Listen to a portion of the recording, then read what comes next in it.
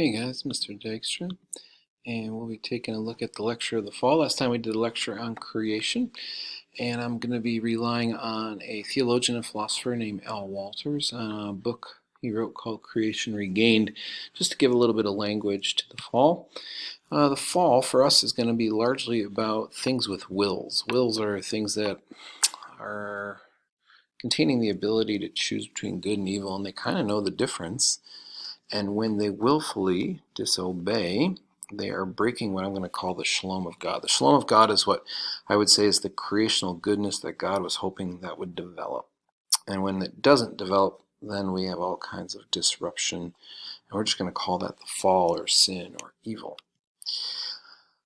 The willful turning away of God's laws and norms, Al Walters is going to, kind of in a broad way, just call sin, the fall.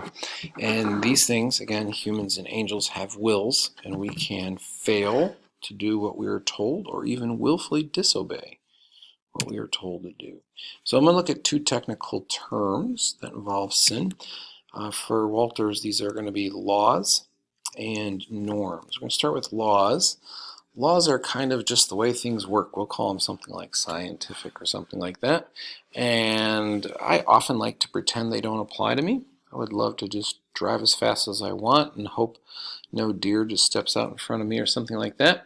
And I try to hope I could eat whatever I want and not worry about that. But honest to goodness,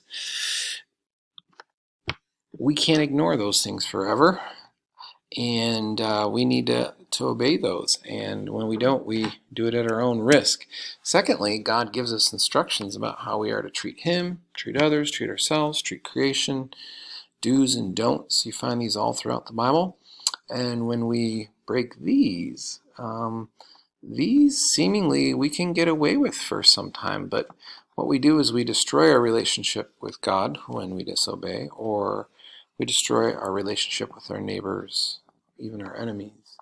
If we don't love ourselves, we destroy that relationship, and then in the end, creation will only take so much of our mismanagement before we start running out of the things we need.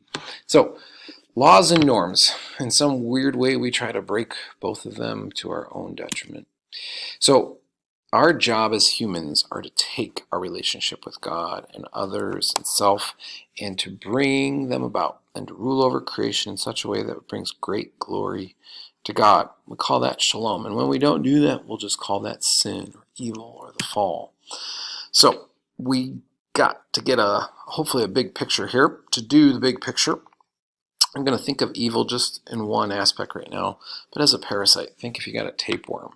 That tapeworm is just feeding off of your body. No matter how much you eat, it just keeps taking and taking, gives so little back to you. And I think that evil in some ways acts like this. Humans and angels seemingly disobey God, but it is possible for humans and angels to obey God also. Right? Jesus is a perfect example of obedience, and we run into other angels who obey God. Obedience is possible. The good news, I would like to stress, as we're looking at all this nasty stuff, is that evil in this sense, in the parasitic sense, can be removed. The Father is going to send the Son, and the Son's going to send the Spirit, all kind of around this big idea of removing this evil. All creation seems to be groaning. If you went to the tabernacle, you would go to meet God in the Holy of Holies. You would see animals and drink offerings and grain offerings, and there'll be angels painted all over or woven into the fabric of the tabernacle. All of creation is there, and it's all groaning for proper management. Right? And when it's not properly managed, evil is there, just pulling it apart thread by thread. Let me give you a few examples of just simple ways to talk about it and think about it. My first blank is the evil that doesn't need to be there, but just seems to be there. And the second blank here is the created good that God intends to be there. So let me give you a quick example. Lies cannot exist without truth. To tell a lie, you have to have the premise that truth is possible, that when people are talking, they're being truthful. I can imagine a world without lies, but I can't imagine a world without truth. I can imagine a world with marriage. I can imagine a world with adultery. I can imagine a world without adultery. But I can't imagine a world without covenant keeping. Things just fall apart if people don't keep covenants. Okay? The only way stealing is possible is if ownership is an actual thing.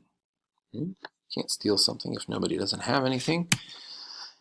You can't have heart failure without a heart, and you can't have cancer without cells. So the big idea here, this parasitic view of evil, is that it feeds upon God's created goodness. In some really strange way, this becomes good news. Here's the good news. Willful evil can be removed. If you have an addiction, you can overcome it. Right? If you're stealing, you can stop. You can even replace what you stole. Willful evil can be dealt with by courts, by good behaviors, by repentance, by forgiveness, by mercy, by grace. And let's be honest, whatever it is that Jesus is bringing, this new creation, has got to be a place where willful evil is just slowly and without fail being removed. Put creation back on its intended good path. That's kind of our big hope. All right, I hope this was helpful in your understanding of the fall.